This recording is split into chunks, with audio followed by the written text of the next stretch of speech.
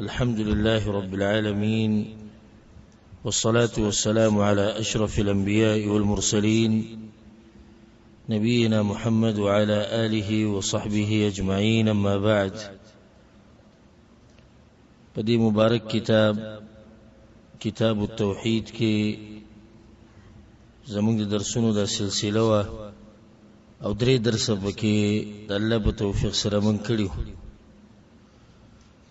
په اخرنی درس کې مونږ د کتاب شروع کړو چې په هغې کې مؤلف رحمه الله اولنی مسله دا راوړه چې وما خلقت الجن والانس الا ليعبدون. الله چې د انسانانو او پیریان پیدا کړي دي نو دای هم د توحید د پاره پیدا کړي. د عبادت مطلب توحید دی. دا مسله تیر شوي درس کې بیان شوی چې د عبادت مطلب دا توحید دی. بل آیت پسې راوړی چې الله وی موږ هر امت ته پیغمبر لېږلی د دې دپاره چې د یو الله بندګي وکړي او د غیر الله د بندګۍ نه به انکار کوي. ان اعبدوا الله واجتنبوا الطاغوت. مسلې تفصیل موږ هلته کړو. بیا د هغې نه بعد آیت راوړو د سورت بني اسرائیل وقضى ربك الا تعبدوا الا اياه. او ستا رب فیصله کړې ده چې بندگی به نه کوئ مگر د یو الله. دینم دا واضح شوه چې غټ حق د الله په دې بندگانو باندې او د کوم دپاره چې پیدا دي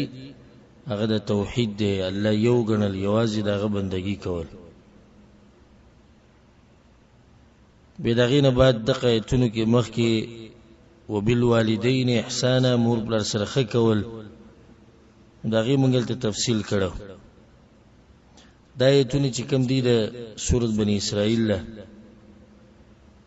18 مسلې دي تقریبا په دې پوره ایتونو کې چې الله پکې منع کړې ده د شرک نه، منع پکې کړې ده د مور پلار سره د بد کولو نه، د بچو د وجلو نه، او دغه شان یتیم د مال د خوراک نه، د تکبر نه، او په ناحق باندې څوک وجل د هغې نه پکې منع کړې ده.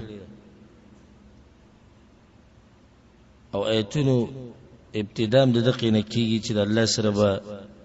شریک نه جوړوي. په آخره کې هم دقه ویله کېږي. انشاءالله دې مسلې تفصیل به مخکې راشي. په دغه ځای باندې مونږ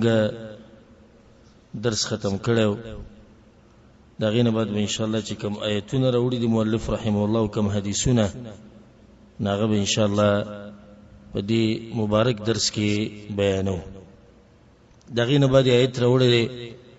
په سورة النساء کې دی واعبدوا الله ولا تشركوا به شيئا. د الله بندگی وکوئ، د الله بندگی کوئ او د الله سره به څه شی نه شریک کوئ. دې ځای کې دا خبره په تیر شوي درس کې ما بیان کړې وه چې لا اله الا الله. لا اله یعنی نشتی معبود په حق باندې، ټول معبودان دي نفي کړو، الا الله به الله دپاره ثابت دی. نو دلته هم دغه مسله ده، واعبدوا الله، بندگی به کوئ د الله، صرف خالص د الله. د الله نه علاوه چې د چا بندگی کېږي د هغې نه به انکار کوئ او هغه به نه منئ. بیا دلته دا خبره ذکر کړې چې ولا تشرکو به شیئا، د الله سره به څه شی نه شریک کوئ. څه شی دا نکیره دی، او په څه شي کې هر شی راغی او هر مخلوق پکې راغی، که هغه پیغمبري، که هغه ملائکو کې، او که هغه ولی الله، او که هغه دنیوي امورو کې څه خبرې. نو د دنیا به هم د الله سره نه شریک کې. که څوک دا تپوس وکړي چې ولې دنیا د الله سره شریک کېږي، څه چا شریکه کړې ده دنیا د الله سره؟ او چې کله د انسان غم او سوچ او فکر صرف د دنیا سره او الله پرېښودی او د هغه بندګي پاتې کړي، نو د دنیا شریکه کړه د الله سره. او په هغې یو دلیل دی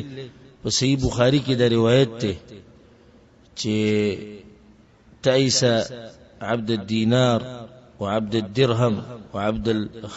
وعبد الخميصة باغي کې دادی چې تبادی شي هغه انسان چې د دینار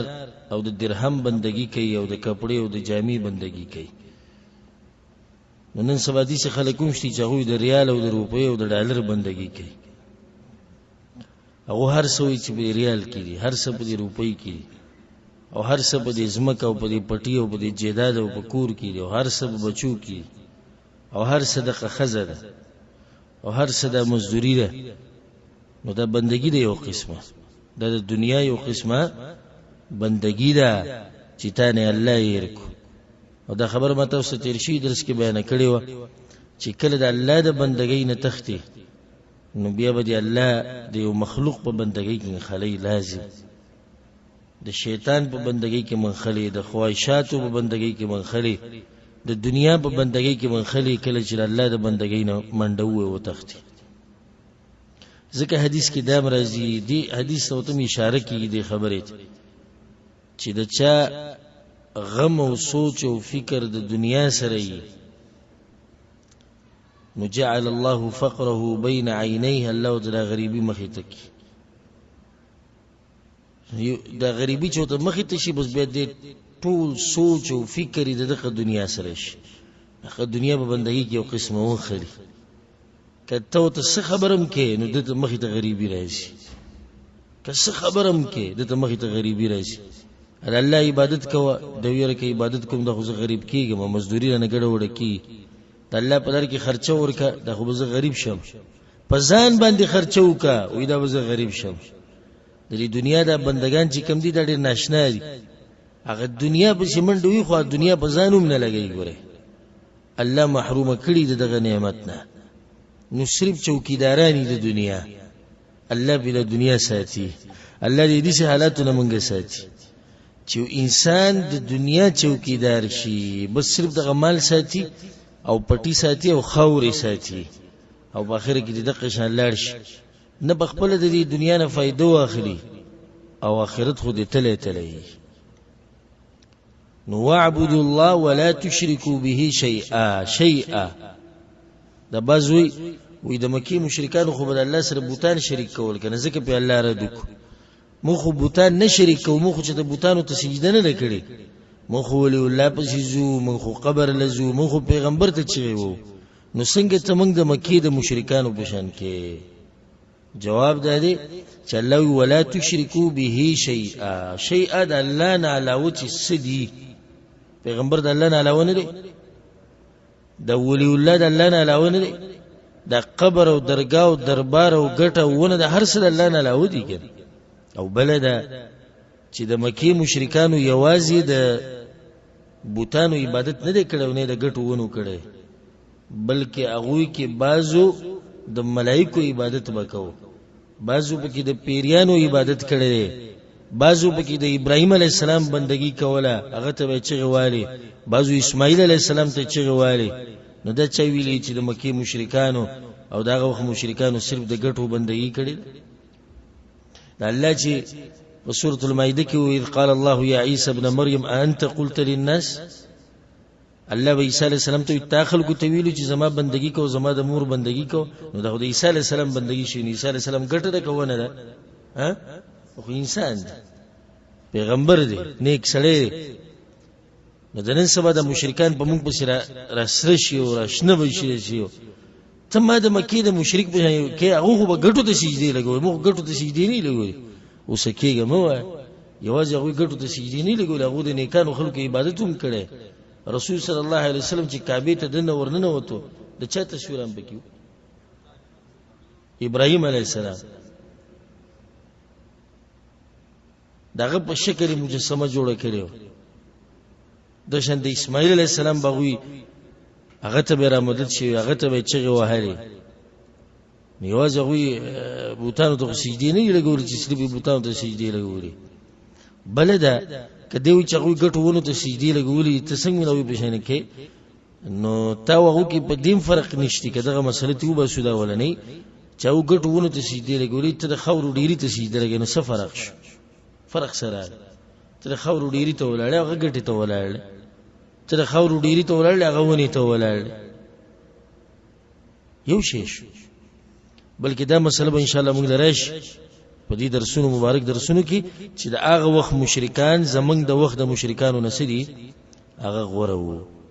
هغه زمنګ د وخت د مشرکانو نه غوره دي پرون مې هغه ویډیو کته هغه پنجاب کې کومه درګه د جنت هغه دروازه چې پکې ده مته کله گنج بخش ته داته گنج بخش ته دغه دربار کې نو هغه ته بهشتي دروازه وي جنت دروازه ده ودی چې څوک نه نوځي لکه دې چې جنت ته نه نوځي نو باغ یو حل جوړ چې جنت ته نه نوځي به چې کله ته ایتونه روالي د شرک او حدیثونه چې پای کې شرک نه من راغلي مړوي دا چې ته کافرانو ته بیانوم موږ مسلمانانی وي مسلمانانو په ملک اوسېږي تر ته دا خبرې کې دا کوم کار چې دوی کړي د چې د جنت په دروازه نه نوځي په دنیا کې ځان له جوړ کړي د ابو جهل نو کړي ابو جهل چې د جنت دروازه نه جوړ کړي په مکه کې ابو لهب چې د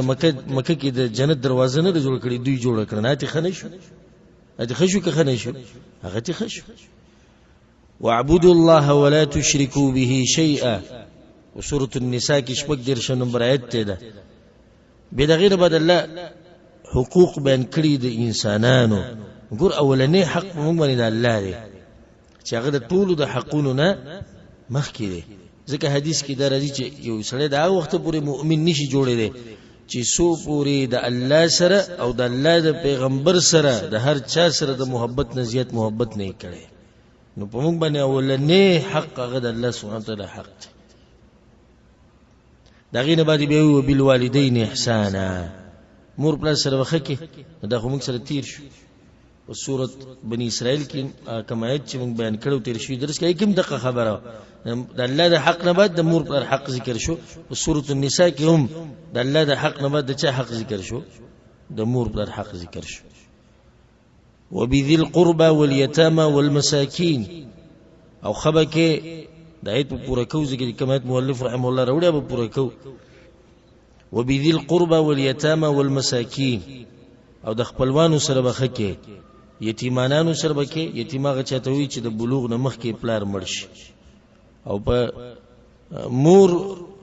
د مور په مرګ باندې بچی نه یتیم کیږي د پلار په مرګ سره یتیم کیږي وجدار چې د دې ماشوم غټه ذمہواری او د رعایت او د حفاظت د الله نه بدغه د پلار په لاس کې نه د مور په لاس کې مور کور کې دنه د بچي خیر ساتل شي خو چې کومي غټي مسلې دی هغه چاته دي هغه پلار ته دي نو ځکه د پلار په مرګ سره ماشوم یتیم شي یتیمانانو سره بخکه ول مساکین او د مسکینانو سره دا مسلې د دې درس نه دی د آیتونو کې کوم بعض مسلې راشي د ځان له بیان شي تفصیلا خو چونکه د آیت راوړې خپایت کې مقصدی خبره ده واعبدوا الله ولا تشركوا به شيء خدایت مون پوره کول دغه ترجمه او مختصر فائدہ والجار ذي القربى والجار الجنوب د گاونډي سره بخکی چې ستا په خوا کې ستا د کور په خوا کې کوري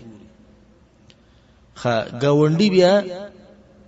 ذی القربى خپلوانو کې مراتلی شي او لري گاونډي مراتلی شي او ځکه دا خبره ساتي چې گاونډي کله خپلی نو د پتا باندې درې حقونه دي یو د اسلام حق دی چې مسلمان دی دویم حق د خپل ولی دی دریم حق هغه د گاونډي توب دی او چې کله دی پردی نو به دوه حق دي د اسلام او د گاونډي توب او کله چې کافری نو به یو حق ته هغه د گاونډي توب کافر گاونډي سره به مخه کې او دی مسله کې الحمدلله زما تفصیلی بیان شتي غووري د گاونډي حق په گاونډي باندې والصاحب بالجنب او د اړخ د ملګری سره بخک مفسرینو قسم خبرې کړي دي ټولې دي کې داخلي وې د اړخ ملګری چې دا خزره نو د خزي سره بخک د شند اړخ ملګری چې تاسو سره په سفر کې ملګری نو دم پتا باندې حق دی بلکې دا آیت دې کې د ډېری خبرې راتلې شي چې ستا یو ملګری او غستا خوا کې د اړخ ملګری او ما ملکت ایمانکم او آغا وینزی او مریان چې تاسو سره دغوی سره بخښه کوئ. ان الله لا يحب من كان مختالا فخورا. الله مینه نه کوي د هر تکبر کوونکي سره. مختال او فخور د دوه کې فرق دی چې مختال هغه چاته وي چې داغه پتک کې پناست کې تکبوري، او فخور هغه چاته وي چې داغه په وینا کې تکبوري. او د الله دوه نه دی خوښ. وینا کې تکبوري سره غټي غټي خبرې کوي، منګ دي شي زدي شي زما دي شي. متکبر سړي به خپل باندې صوت کې ډیر منګ زما ز او یو هغه چې رواني متکبري سینې راويستي او د چې د غریبانو سره دوا سلام نه کوي، چاته ګوري نه، خلکو ته سپک نظر باندې ګوري، نو دې متکبر دی. نو که یو سړی متکبر دی په خبرو کې او که یو سړی متکبر دی په چال چلن کې، د دوه د الله نه دی خوښ. د تیر شوی چې کوم د سورۃ بنی اسرائیل غایتو د غایتونو کې مخ کې الله سبحانه وتعالی به دا یو ناشنا خبره کړې او کې دا ویلي ولا تمشي فی الارض مرحا، انسان مگر زما په دې ځمکه باندې په تکبر سره، انك لن تخرق الارض ولن تبلغ الجبال طولا، تنه دا ځمکه په قدمونو سره شلولې شي او نه زما دي غرونه دنګې دي شي. یو انسان هم دي سینې چې د ځمکه شلولې په قدمونو باندې او نه دي څوک شتي چې دنګ شوی د غرونو نه، نو به تکبر د شي. دا غینه بعد مؤلف رحمه الله آیت راوړی دی سورۃ الانعام کې د آیتونه. الله وی قل تعالوا، او پیغمبر دې خلکو ته چې راشي، تعالوا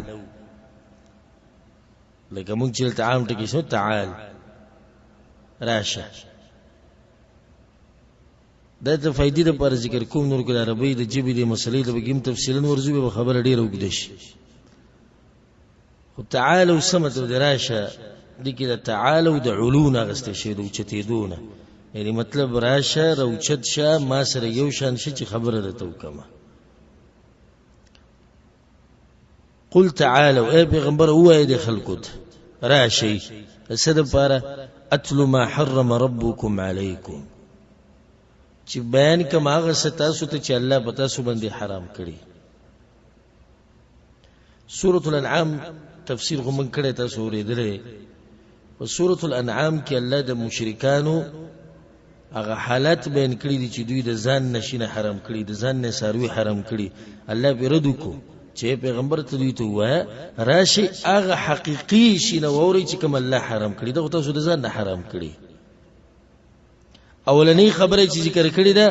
الله تشرکو به شیئا، د الله سره سشی نه شریک کوي. سشی تمقه مسله کوم چې د مخکینی آیت کې نو د انسانانو د پیدایش مقصد او اصل وجه په دنیا کې زمنګ د راتګ او د وجود هغه خالص د الله بندگی کول. ولنی مسله الله تشرکو به شیء، شریک بل الله سره نه جوړه، نه په بچای کې، نه په نومونو او صفاتو کې، نه په عبادت کې، نه په ربوبیت کې، په شي کې بل الله سره شریک نه جوړه. یک یوازې دی. قل هو الله احد، الله یوازې دی، یو دی. الله الصمد، به دې زور ته وګوره چې یو دی یوازې دی، خو بیا هم بې نیازه دی، چاته ضرورت نشته.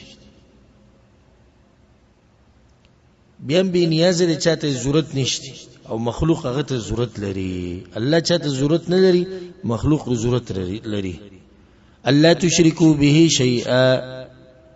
وبالوالدين احسانا، او د مور پر سره وخه کوي. د مور پر سره بد کول د الله حرام کړي. سبحان الله. د درې مېت ته تاسو اوري چې الله د حق نه بد کوم حق ذکر کړي، د مور پر حق ذکر کړي. ولا تقتلوا اولادکم، او نه به وجنې بچی خپل من املاق د غریبۍ د لاسه. والدین چې کوم دي دا خو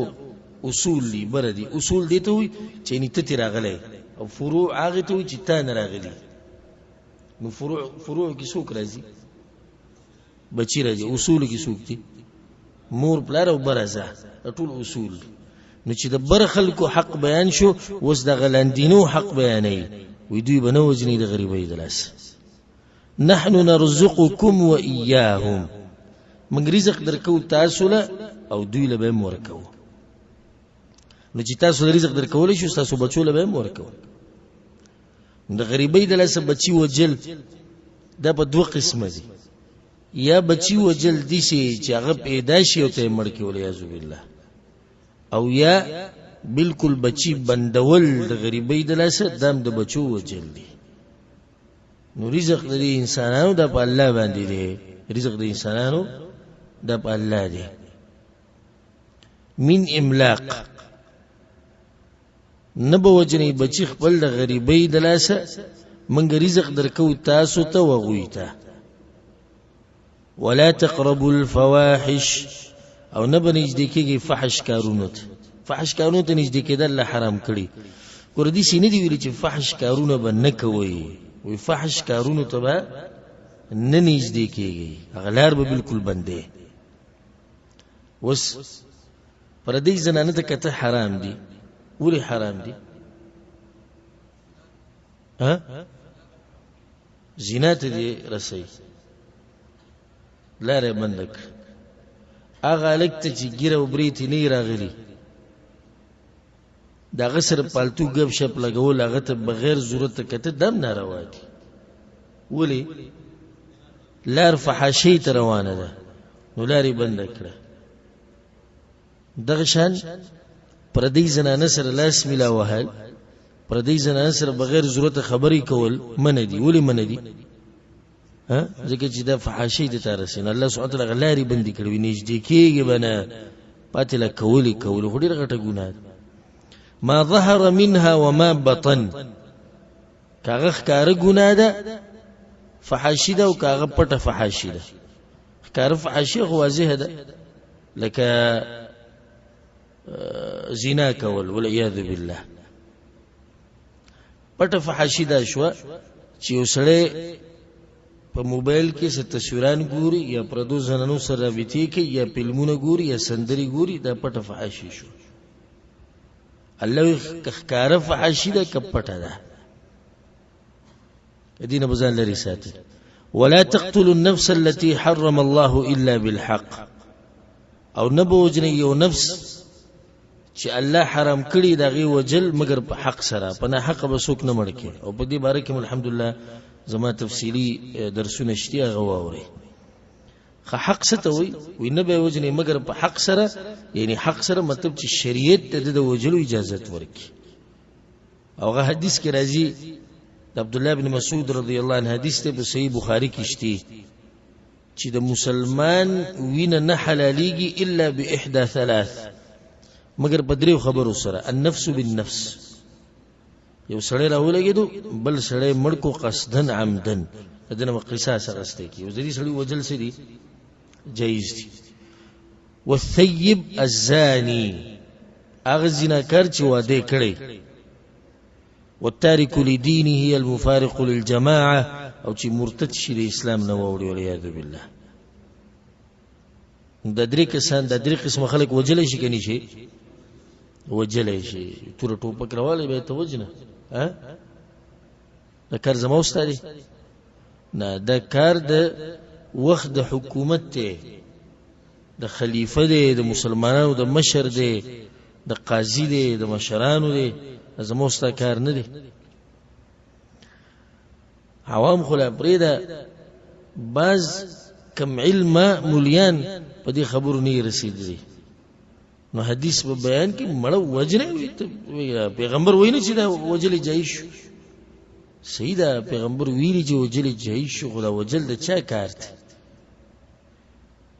د رسول صلی الله علیه وسلم په زمانه کې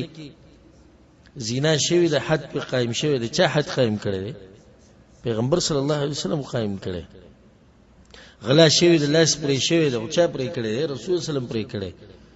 او کدا دي شهر سره دا کار کولای شي بس مزيدي په سړي باندې بهتان لګوا چې دا زیناکار او ما مړ کو د پلانې مرتد شه او ما مړ کو او پلانې چې دا بلکې سی وجل او ما مړ کو نه دا د عوامو کار نه دی دا د مشرانو کار دی چې هغه وجل شي ذالکم وصاکم به الله تاسو ته دې کار باندې وصیت کوي لعلکم تعقلون دې لپاره چې تاسو د عقل نه کار واخلئ سورۃ الانعام کې دا آیت ته نو په دې اولنی آیت کې دی 15 وصیتونه زما یو بیان دی لازم به ووري او به ګوري و به ووري لس وصیتونه د الله له طرف نه ام دا آیتونه ما شرح کړی خ تفصیلا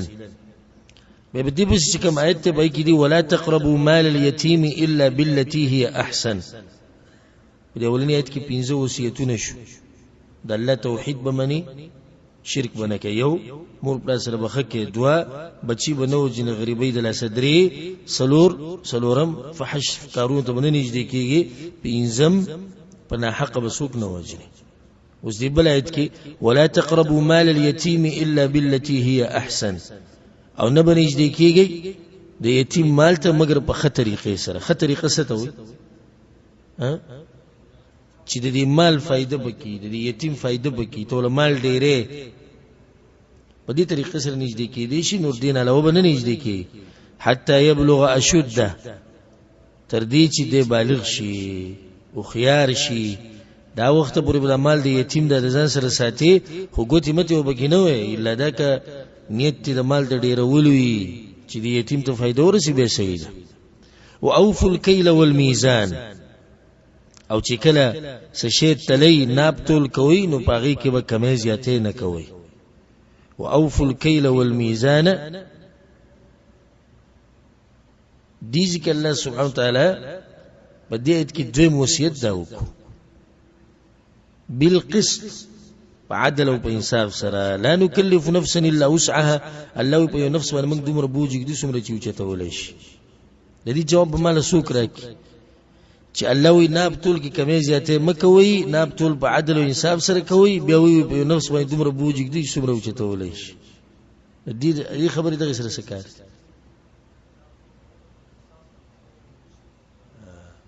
ناب تول کې به کمې زیاتې نه کوي خدای نه ممکن دی چې سړی دی ټول ژوند تیر کی او دنه څخه کمې زیاتې ونه شي انسان دی بیا هم کمزور دی نه الله وی خیر دی کله نه پوهی کې دنه څخه کمې زیاتې وشي او تاسو مقصد دغه نه نو موږ په نفس باندې دومره بوجي کېدو څومره چې چته ولې شي و اذا قلتم فعدلوا او چې کله وینا کوي نو د عدل وینا وکوي حدیث کې دا ونی چې لا نکلف نفسا الا وسعها ولی ځکه چې د عدل وینا د هر چا په وس کې ده دي کې تني چې خطا کړي یو ځکه دي ظلم کو حق دي ښکار نه کو به دي خطا شومره پوه نه شوم نه دي شي نشي کېدی نشي کېدی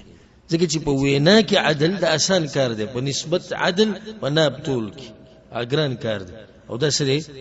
د آسان دی دلته دا خبره ونه کړه واذا قلتم فعدلوا ولو كان ذا قربى اگر کدا مخامخ سره بخپل خپلوانو کی خو خبره به عدل کې د په حق خبره رسی او کنه رسی خو ته به عدل او انصاف کې خصوصا د بیماری په پښتنو کې ډیره زیاته ده ډیر کم په دې پښتنو کې ته ملاوي شي دا زه په دې بخبکیږي نو خدای حقیقت بیانوم ډیر کم برته به کې ملاوي شي چې هغه عدل او حق خبره کوي کدی مخامخ ته خپلوان کینو به خو عدل لار ډړې وړې شو ملګری چې کینو فیصله ته یو طرف ته د ملګری بل طرف ته عام سړی د دې ملګری سیډ بالی د قام قبيله کستي او د کینو دغه قام قبيله کس سیډ بالی او دې مؤمنان به تدې لګ ملاوي شي چې هغه ته مخامخ دوه کسان کینو یو طرف ته پلاری بل طرف ته دشمنی او فیصله کوي او حق د دشمن رسی نو فیصله هم دغه دشمن په حق کې کوي د مؤمنان به ډېر لګ ملاويږي نور دغه ته ګوري چې د کمی سره زما په جنګلو ده د کمی سره زما رابطه ده کمی زما خپل سرشته بلټي سلار بلټي بیا خبره تورات وکي وبعهد الله اوفو او لوز کوم تاسو د الله سره کړی د هغه به پوره کوي هغه لوز د سره ها کم لوز دی چې بندگی با صرف د الله کی دا لوز به پوره کوي نو په دې آیت کې سلور وصیتونه شو په غولنی کې سو پینځه دي کې سلور یتیم مال به نه خوري په نه حق او په ناب ټول کې به عدل او انصاف کې چې خبره کینو عدل او حق به او سلورم ده چې د الله سره چې کوم لوز کړي به پوره کړي بیا په دې دریم آیت کې الله سبحانه وتعالى دا وصیتونه ختم کړو په یو اهم وصیت سره وان هذا صراطي مستقيما فاتبعوه او یقینا د الله زمانه غلار د بده بس روان شي لار د الله سره ده نی غلار ده او لار د پیغمبر نی غلار ده سوال د ته بزله کې دا راځي چې په سوره فاتحه کې موږ وایو صراط الذين انعمت عليهم لار د نیکانو خلق ته لار د الله نو دا لار د الله د کلار د نیکانو خلق ده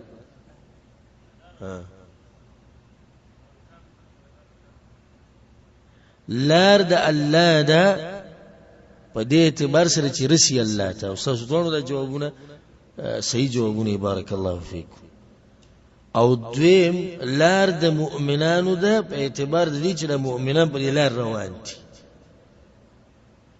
دې کې څه ټکراو نشته کې سره چې لار د الله لار د الله مطلب لار د لار ته الله ته رسي لار د مؤمنانو یعنی هغه لار چې مؤمنان په روان دي د الله طرف ته مستقیمه لو د نه غلار په دې باندې موږ تفصیل کړي اخو وضاحت هم کړي چې کوم لار الله ته رسي د نه غلار او معمولی چې نه غلار نه اخو د خو کېږي نو جهنم ته به گزارل کېږي ولیا بالله د دې دې مثال له الله د لاري لکه حدیث کې درځي چې قیامت پر ورځ کله پولیس سیرات ولګي نو پولیس سیرات به د ویختنه زیات نه ری د توري نه به تیری او د دې په غاړه باندې حدیث کې درځي کونډي وي د وسپني او دا کونډي به د انسانان رانیسی راوزاری وکړه جهنم ته تخشن نه غلار ده نه غلار ده تل الله ته خو په خې طرف په ګس طرف باندې شیطانان دي په خې طرف په ګس طرف باندې هغه خلک دي چې تا نه پوری دي نه غلارت نو څوک برته یو سوي څوک برته بل سوي تا به د حق نه اړي فاتبعوه روان شي بديل عربسي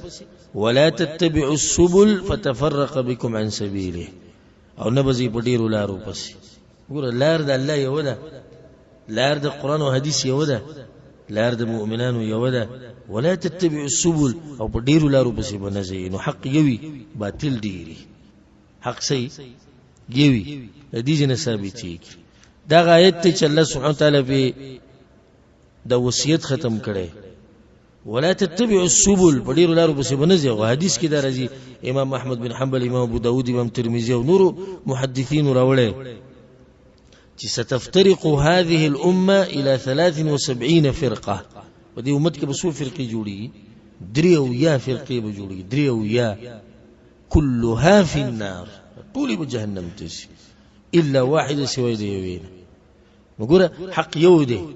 نه غلار یو ده هغه دوه یا لاري هغه ټولي ګډي وډي دي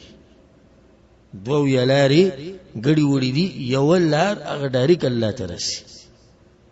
اکثر عوام دا وای وجب څنګه معلوموم چې زپا کملار باندې هغه دوه یا کیما کبه دي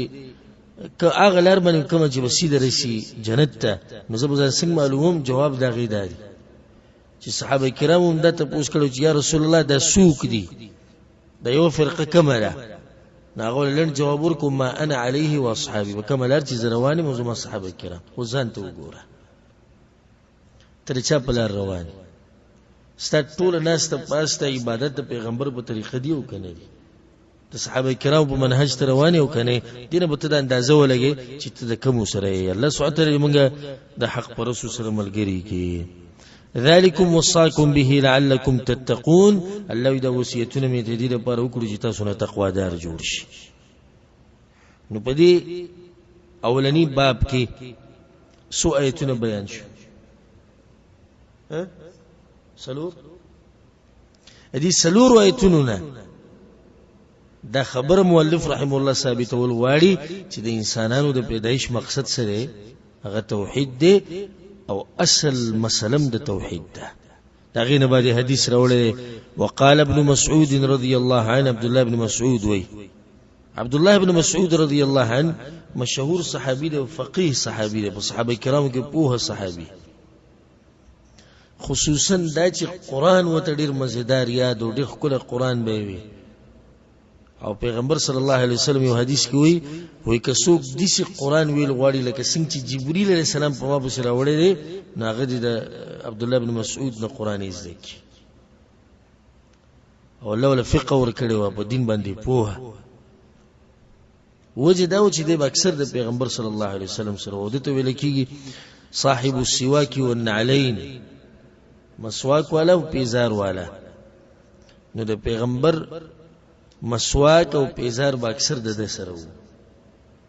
چته رسول صلی الله علیه وسلم پیزار به وې سونه پیزار به د ځان سره نیولیو، مسواک به د سره رسول صلی الله علیه وسلم او دسلتو چاردام به کو د بوله مسواک ورکو. پیغمبر صلی الله علیه وسلم په ډیر مهینو او د پیغمبر صلی الله علیه وسلم د دله تلاوت دومره خوخو چې دته یو ورځ وی ته د قران وایي چې زه واورم، لکه نازل شی باغ باندې خو دله تلاوت ډیر خوخ. دا اوچت صحابي دی، د بدن کمزور او ځکه یو پیر په ونه د ونی په شاخ یا په خاخ باندې ناسو او سیلې وړقو دای سره د پندې ښکار شو چې هغه ډیر نری و. نو بازو ملګرو وخندل د دې پندې پورې. نو رسول صلی الله علیه وسلم وی اتعجبون من ساقی، تاسو کې سره د دې پندې په تعجب کې چولې د دې پندې باغ الله می د قسم وی چې زرا لګلم د قیامت په ورځ په تل کې د جبل احد نم درنه ده. مدینه کې چې کوم غره ده دا ایمانی زور پکاري، اصل طاقت سره هغه ایمانی طاقت. یوازې بدیم کار نه کیږي چې ته بدن دی غټ ته ځان ته ګوري ځان نه تم پیدا شي ده. نه، اصل طاقت هغه سره هغه د ایمان طاقت ده. د ایمان په طاقت باندې سړی درنیږي او د ګناوونو سره او د الله د نافرمانی سره انسان سپکیږي، رسوا کیږي، ذلیل کیږي. بیا به کې دې پته نه لګي چې مالی دی او بچی دی او خیسته دی او بدن غټ دی او نسب یې نه، چې الله نافرمانی کوله دی به ذلیل. الله دې ذلت نه موږ ساتي. وی چې من اراد ان ينظر الى وصيه محمد صلى الله عليه وسلم التي عليها خاتمه، کڅوک دې ته کته غواړي هغه وصیت ته کڅوک کته غواړي کوم چې پیغمبر صلی الله علیه وسلم کړی دی او بیا په مهر وهلې دي. ځکه اولنی مسله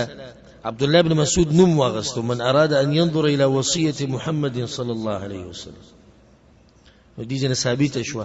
چې د پیغمبر نوم دي شغسته جایز دي. الله چې کوم منع کړی ده لا تجعلوا دعاء الرسول بينكم كدعاء بعضكم بعضا، هغه مطلب چې پیغمبر ته دي سي आवाज مکوا یا محمد دي سي دا به د بیا. اوس کوم چې د تذکره کو او د پیغمبر صلی الله علیه وسلم نوم واغستو نو بدی کې څه حرج نشته. و یاغه وصیت چې پیغمبر کړی دی به په مهر وهلې دي چې وصیت نشته چې پیغمبر په مهر وهلې. خدای اوسو آیتونه ویل غواړي وې دا آیتونه دي چې ځان سره یاد کړه چې د پیغمبر وصیت چې هغه په مهر وهلې. نور دي چې وصیت نشته چې اخري جون کې پیغمبر صلی الله علیه وسلم سلیکل کړي او به په مهر وهلې. ها اخري وخت کې چې کله بیمارو سکسان وته ویلو یا رسول الله لیکلو کا، یعنی موږ ته څه ولیک. پای کې صحابه کرام په منځ کې اختلاف راغی نو بازو دا وی چې پیغمبر بیمار دی لیکلو ته ضرورت قرآن او حدیث دي کړي دغه وصیت ته د پیغمبر بازو چې لیکل دي کوازونه چې پیغمبر صلی الله علیه وسلم ټول وست شیعاګان وی پیغمبر پرې نه خو لیکلو ته ځکه چې هغه د لیکل چې علی رضی الله عنه خلیفہ چې سره باطل ثابت دی پر اساس نه کوي دغه لیکل ته چې دوی ته ویل شي تاسو وحی وشو هغه لیکل نه دي حدیث کې به شیعه راټینګ و سبا پیغمبر صلی الله علیه وسلم وی هغه لیکل چې علی رضی الله عنه خلیفہ زمانه بعد وی لیکل وینه وینه لیکل وته ته چوي چې دی لیکل و دې ځکه به راټینګ سید و موږ تاسو سره منو چې هغه د لیکل وی لیکل وینه وینه لیکل نو ته ته چوي چې دی لیکل ته په ټیم کې وی تاسو سره مشوره کړې و وې دا ټول کار ولیاذ بالله د عمر بن خطاب په ټیم کې دا خبره کړې و سیده او صحیح سند سره هغه ویلو پیغمبر صلی الله علیه وسلم بیمار دي قرآن او حدیث دي کړه دوی ګورا د عمر رضی الله عنه دشمنی ته د علی سره چې هغه وصیت لیکو پیغمبر نو د منه کو نو وی بیمار دي دته حدیث القرطاس دا ډیر مشهور شبهه ده شیعاګان چې ول عمر رضی الله عنه پیغمبر منه نبی به جواب دیسی کې اولنه خو ما د ذکر کوي سی لیکل وی دی لیکل چې دی لیکل نبی ته چوي چې دی لیکل خو ویني لیکل بل به ته داوي په صحیح حدیث کې دا ثابت دي چې پیغمبر صلی الله علیه وسلم په دې اخرینی ورځو کې دا خبره کړې و عائشه رضی الله عنها ته او نور صحابه کرامو ته وی راولې یو پانه چې ولی کم په چې زمانه بعد ابوبکر خلیفہ دا صحیح ثابت دي نو پیغمبر خو سونه لیکل او کلی کله نوم دی لیکل دا لیکل حالت صحابه کرام منځ کې اختلاف راغی بل مسله کدا مسله دومره اهمه وي چې دین په کم پاتې کیږي نقصان نو ترسي نو بیا پیغمبر دا خبر دغه کسانو د لاس نه پرې خو د کوم وی چې پیغمبر بیمار دی هغه بیا ویلې وي چې زه بیماری مخ راوړی بیا م راوړی ځکه چې دا مسله کزه ونه لیکم نو دین ته نقصان رسي نو چې پیغمبر ونه لیکله پوه شو چې دا مسله دومره اهمه نه ده دا مسله ثابت ده قرآن او حدیث کې حالت ګوري بلدا چې رسول صلی الله علیه حدیث کې ویلي خوازیه وی دوشینه تاسو کې پرېدمه او غسری کتاب الله و سنتي د الله کتاب او زما طریقه دا مضبوط راونی سي کړ نو دې څه وصیت پیغمبر نه کړي التي عليها خاتمه التي عليها خاتمه هغه چې پیغمبر مهر په د رسول صلی الله علیه وسلم مهر وجه دا غیدا چې پیغمبر صلی الله علیه وسلم به د بچایانو ته مشرانو ته خطونه لیکل نو دا غوی د طریقو چې خط به ولیکو نو به مهر او تصدیق به وکړو د پلاني طرف نه د رسول صلی الله علیه وسلم او دستخط غنی شو کوله نو به یو ګوتې جوړ کړو په ګوتې کې د نه مهر او په آی کې لیکلو الله رسول محمد یعنی محمد رسول الله صلی الله علیه وسلم دغه ګوتې به دغه پاڼه باندې ولګول نه دا به مهر شو وی که څوک هغه وصیت ته کته غواړي عبد الله ابن مسعود وی فليقرأ قوله تعالى ندير دغه ایتونه وی قل تعالوا اتلوا ما حرم ربكم عليكم ایتونه اوس مونږ وی کنه سورۃ الانعام غیتونه چې راشي زه تاسو ته ول ما غس چې هغه پتا سو باندې حرام دي الى قوله وان هذا صراطي مستقيم فاتبعوه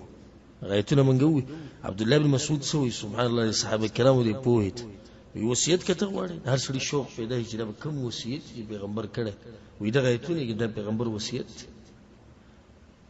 دا وصیت چې پیغمبر کړه په دې باندې عمل کوي چې بندگی به یوازې د الله کې او بیا غنوري مسلې دا حدیث کوم دینو امام ترمذی رحم الله راوړل او امام طبرانی رحم الله راوړل دا غینه بعد حدیث ته او دا په دې باب کې اخرنه حدیث ته وعن معاذ بن جبل رضی الله عنه معاذ بن جبل وی معاذ بن جبل د ډېر اوچت صحابي او رسول صلی الله علیه وسلم یو حدیث کې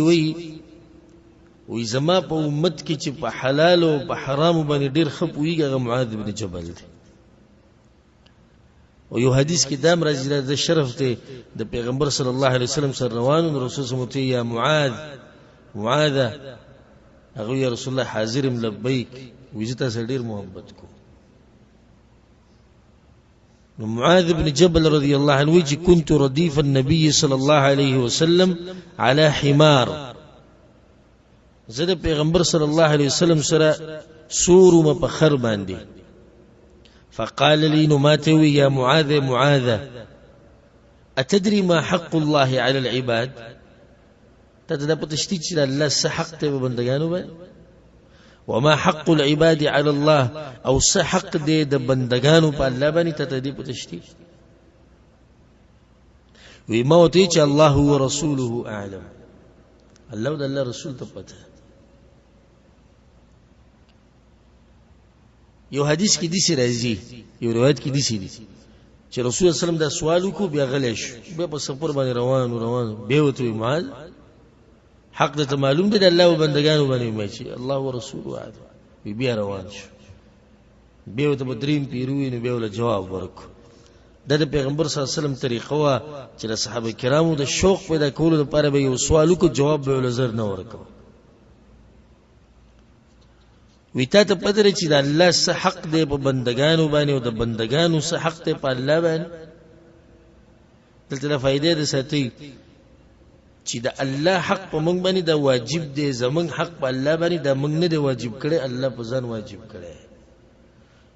نور چا کې دومره زور نشته چې په الله باندې څه شی واجب کی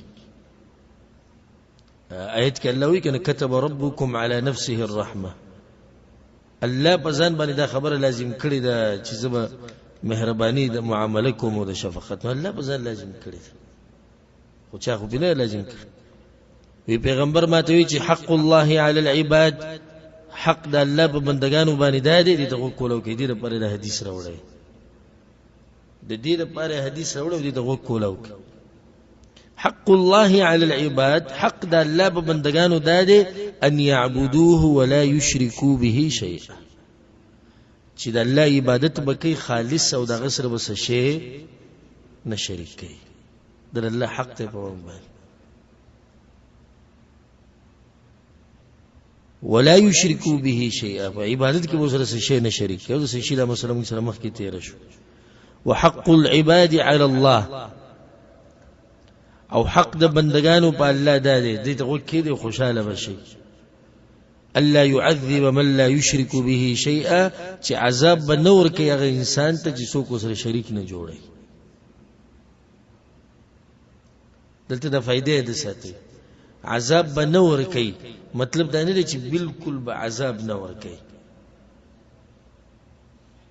خو مطلب دلته دا دی چې عذاب ولا همیشه نه ور کوي ولې دې خبره مونږ وکړو وجه دا ده اوس یو سړی د موحد دی د الله سره د سره شرک نه دی کړی خو ګناونه ډیر دي د ګناونو د لاسه جهنم ته دخل الله عذاب ورکو نو څنګه دلته حدیث کې ویل شو چې دې سړی ته عذاب نه ملوي ها همیشه بنی په عذاب کې روزي وسوخ بعد کم عذاب چې الله مقرر کړي خو لازم بروزي او جنت ته وځي معاذ بن جبل یا رسول الله افلا ابشر الناس خلقو د زیر ورنکم رسول صلی الله علیه وسلم لا تبشرهم ما د خلقو ته خبر مکه فیتکلوا بیا بدړي ولګي اخرجاه فی الصحیحین دا حدیث په صحیحینو کې دی حدیث کې ډېری مسلې د خدای مخ کې چې مؤلف رحم الله کې مسلې ذکر کړي بای کې به بیان کوي ان شاء الله ماته اوس په تیر شوی درس کې ویلو چې د مؤلف رحم الله دا طریقه ده چې اول آیت راوړي به سره راوړي حدیث راوړي او باب کې بیا دا غینه مسائل راو باسي نو دغه مسلې په تعدی سره وایو مؤلف رحم الله فيه مسائل و اذا سمره حدیثونه چې تیر شو سمره آیتونه چې تیر شو د دین یو څو مسلې راوته وګوته کېده اولنی مسله الحکمه فی خلق الجن والانس حکمت سده چې ولید پیریانو انسانان پیدا شوی ولې پیدا شوی الله د توحید د پر واضح شو دویمه مسله دا راوته ان العباده هي التوحید چې عبادت هم توحید ته ویل کی عبادت څه ته ویل کی توحید ته ویل کی. درېمه مسله انه من لم یأتی به، چا چې د توحید باندې عمل ونکو، لم یعبد الله، د خود سره د الله بندگی ونه کړه. دا فائدہ د کوم ځای نه واغسته؟ وی ففيه معنى قوله ولا انتم عابدون ما اعبد. عبادت خو مشرکان هم کړي. یعنی پیغمبر ته الله سو وی دوی ته وایي چې زه د هغه څه بندگی نه کوم چې تاسو ورله بندگی کوئ. یعنی بندگی هغوی کړې ده، بیا ولې د هغوی د بندگی باطله ده؟ د غیر الله کړي، توحید پکې نه و. موږ دا مسله بیانوله. د دویمه چې توحید بندگی اصل توحید ته وایي، د دوی د بندگی باطله په دې ده چې توحید پکې نه و. یو سړی راولګي سحر نه د ماښامه پورې منځونه او جهادونه او زکاتونه او روجې او صدقې او اذکار او توحید پکې نشتی، د الله بندگی کړې ده؟ نه ده کړې. او بنیادی مسئله پر خو دې چې د الله بندگی کړې. مؤلف رحمه الله دا موي چې لأن الخصومة فيه، وی جنگ ټول دغه مسله کې روان دي توحید کې. څومره چې پیغمبران راغلي دي هم د دې لپاره راغلي. نو وی سلورمه مسله ده الحکمة فی ارسال الرسل. سلورمه مسله ده ثابت شوه د دې آیتونو نه چې پیغمبران الله ولې را لېږلي دي. چې توحید د پاره چې یوازې بندگی به الله کیږي. ولقد بعثنا في كل امه رسولا ان اعبدوا الله. دا د پیغمبرانو در لېږلو مقصد. پنځمه مسله ان الرساله عمت كل امه، چې هر امت کې پیغمبران راغلي. دم د آیت نه ثابت کړی ده ولقد بعثنا في كل امه رسولا. یو امت د سینې د تیر شوی چې بای کې پیغمبران نه راغلي. شپږمه مسله ان دین الانبیاء واحد، د پیغمبرانو دین څه دی؟ یو دی. وما ارسلنا من قبلك من رسول الا نوحي الي انه لا اله الا انا فاعبدون. الله کوم پیغمبر چې مالګره موت دا ویلي چې د خلکو ته وایي چې د غیر الله بندگی بنه کوي، صرف په الله بندگی کوي. دسی کې دی شي چې بعض احکامو کې اختلاف راشي، د عبادت په طریقه کې اختلاف راشي، خود دین په اصول کې اختلاف دراشي. دا څوک نشي ثابتولای چې یو پیغمبر د خپل امت ته د شرک اجازه ورکړي. دسی کې دی شي نشي، خو دسی کې دی شي چې د منځ طریقه زمونږ د جدای او د غوغه جدای د کې دی شي. دین نه مراد دلته اصل بنیاد دی. نو بنیاد د ټولو څه دی؟ هغه یو دی. او حدیث کې د رسول صلی الله علیه وسلم وی موږ ټول پیغمبران ورونه یو، پلارم یو دی میاندیم جدا دی. پلار یو دی مطلب یعنی اصل دین هغه یو دی توحید. میاندی جدا دی کې دي چې احکامو کې فرق هغه راشي، خو نور د پیغمبرانو دین ټول یو دی. السابعه وما مسلوي داشوا المسألة الكبيرة وغټه مسله بکې ده ان عبادة الله لا تحصل الا بالكفر بالطاغوت. دا مسله مونږ بیان کړی و چې دا هغه وخت پورې ته توحید نشي منلای چې سو پورې دی د غیر الله د عبادت نه انکار نه کړي. نو دا غټه مسله ده په دې کې. مې دې څه وضاحت کړو چې یو سړی الله منی د الله بندگی کوي، خدا وی د قبرونو چې پراته دي کوم ثبت نه کوي. قبرونو ولم سوکتی پیغمبرانو ته چې غوالم ځکه چې پیغمبران دي سره موحد دي نه دي موحد، لازم انکار کې د طاغوت نه. اتمه مسله به کوي دا ده ان الطاغوت عام في كل ما عبد من دون الله. طاغوت هر هغه چاته ویل کیږي چې د الله نه علاوه بندگی وشي. خمون به یو شرط لګول او توصیات دي چې د الله نه علاوه بندگی وشي او څه چې هغه په راضي او هغه په راضي نو د طاغوت دی. لکه د الله نه علاوه د عیسی علی السلام بندگی هم شوی، خو عیسی علی السلام غواړي نه د پیغمبر صلی الله علیه وسلم بندگی هم شوی د الله نه علاوه، خو پیغمبر صلی الله علیه وسلم خو نه غواړي کنه، نو د طاغوت نشو. نه هم مسله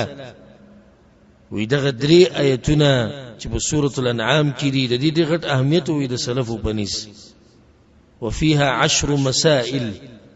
وی دغه لس وصیتونه ډېر اهم دي په سورة الانعام کې چې اولها النهي عن الشرك او یولنې وصیت پکې سو چې شرک ونه کوي دغه تفصیل مخکې تیر شو لکه سات مخکې لسمه مسله پکې دا شو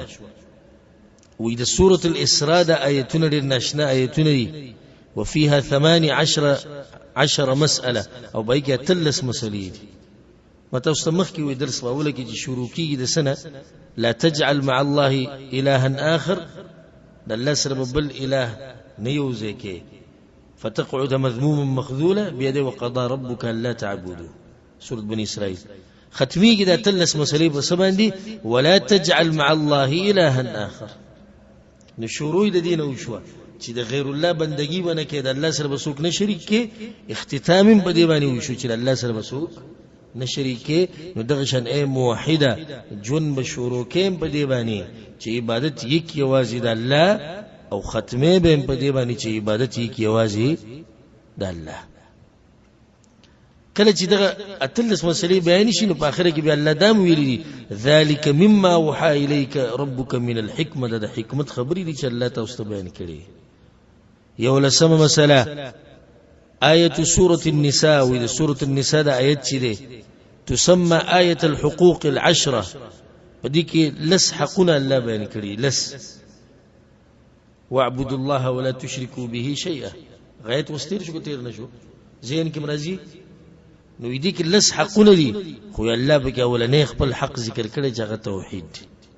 دولسمه مسله اشاره هغه وصیت چې رسول صلی الله علیه وسلم د مرګ په وخت کې کړی او موږ سره مسلمان وخت کې تیر شو چې دې وصیت پیغمبر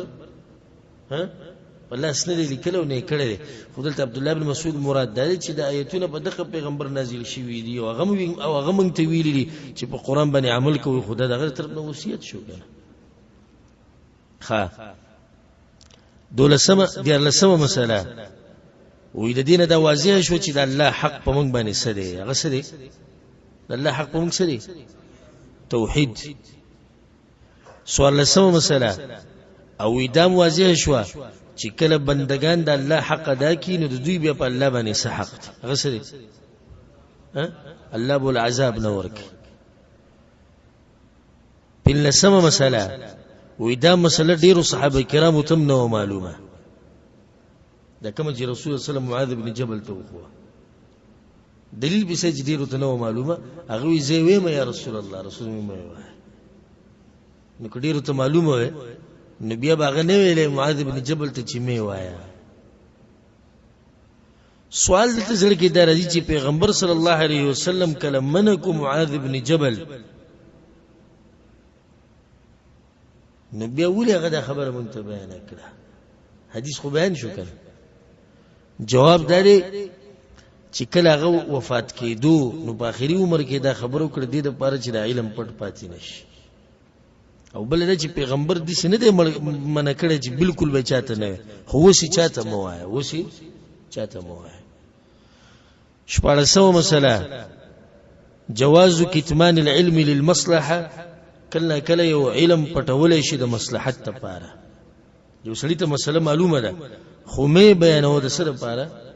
مصلحت لپاره نور خو حدیث کې دراغلي دي چې څوک علم پټي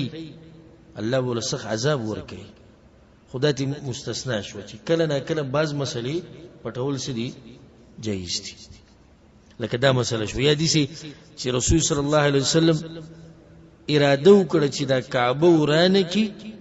او به په هغه بنیادونو جوړه کی کوم بنیادونه چې ابراهیم علیه السلام یې خو دیو خو بیا ته غلې شو ځکه چې فتنه تی جوړیږي او د خلکو نوې اسلام قبول کړي دي نو چې څه مشکل را پیښ نشي ناغه مسله څه کړه هغه پرې خو ده نو کله کله بعض مسلې هغه پټول غوړي ها ولا سم مسله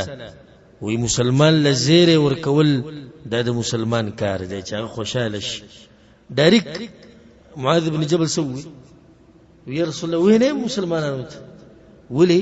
وی چې د مسلمانان خوشاله شي نو دیږي کې دا مسله چې مسلمانانو ته هغه خبره اورو چې هغوی په خوشحالیږي او چې کله ته مسلمانانو له زیری ورکې الله به تعالی زیری درکوي. خو دې یو نیم څه کاري خبر خو نه شو کې نوی قانون راووت خبر خو نه شو کې ستا به دا کي تا سره به دا کي اسره به دا کي دقې پسې ګرځي چې په څه طریقه د مسلمانان خفه کړم په څه طریقه مسلمانانو د ژوند نه خوشحالي ختمه کړم په دقې پسې ګرځي نه داسې کار کوه چې مسلمانانو له زیری ورکوه هغوی خوشحاله وه. اتلسمه مسله دلته دا شوه الخوف من الاتکال على سعة رحمة الله د الله رحمت پراخه دی نو ته به په دې باندې ډډه نه لګې. رسول صلی الله معاذ بن جبل ته سوي وی ما بیانو دا حدیث خلق به ډډې ولګي چې الله سم عذاب نه راکې او موږ موحدین یو. بعضو په دې زموږ په دې ملګرو کې چې الله تعالی سلفیت عقیده نصیب کړي او د توحید د ډیرونه خیومه ها سوي دا ټکی تبا کوي د ډیرونه خیو مړه الله سره شکر دی الله سره چې د شریک نه جوړ کړي خیر دې کې سود خورو خیر دې کې ظلم زیاتې کو خیر دې کې فحش کارونه کو خیر دې کې دروغ وایو خیر دې کې د منځ پابندي نه کو خیر دې او خیر دې او خیر دې الکه ډډې دی ویل لګولې قرآن او حدیث کوم نه پیدا چې تم شرک کړي دې مونږ خوایو چې پیغمبر تابعداري لازم ده د مسلمان طریقه نه ده. مونږ بار بار دا مسله ذکر کړې ده چې مسلمان به ژوند تیری د یری او د امید په منځ کې د الله نه به امید هم ساتو چې الله به مونږ بخي خو د الله نه به یریږو هم. ځکه امام احمد بن حنبل رحمه الله سوي وينبغي أن يكون سائرا إلى الله بين الخوف والرجاء. الله ترتب سفر کې د یری او د امید په منځ کې فأيهما غلب هلك صاحبه او چې کم یو طرف د باندې زور اور شو ته تباش چې صرف ته په امید ډډه ولګوله تباش وي او چې صرف یریدي د الله نه د خوارجو په شان نو هم تباش وي بلکې د الله نه به امید هم ساتي او د الله نه به یریږي هم. نلسم مسألة قول المسؤول عما لا يعلم الله ورسوله أعلم. وإذا فائدة مروته سليو مسألة تبتنين ودي سوى الله ورسوله أعلم. زمن قابا دا چاپلارو بلا تکه وی چې ما ته پته نشته زما دې ګيري ته وګورم زه به دایم چې ما ته پته نشته غلطه مسله به بیان کی خدای ظالم دي شنو وی چې ما ته پته نشته. معاذ بن جبل یا رسول الله ته پته الله پیغمبر ته پته ملائکم دا خبر الله ته کړو چې کله الله وی شي زون د نمونه بیان کړو الله موږ سره علم نشته. ما دا العلامة الفقيه الإمام شيخ ابن باز رحمه الله دا فتاوى ما كتب ندري زينه بك ما كتري دري زينه چې سوال شوی دی د شیخ نه جواب کې د لیکلي ما ته پته نشته الله اعلم. بچا چې دا فتاوی را جمع کړي دا غوي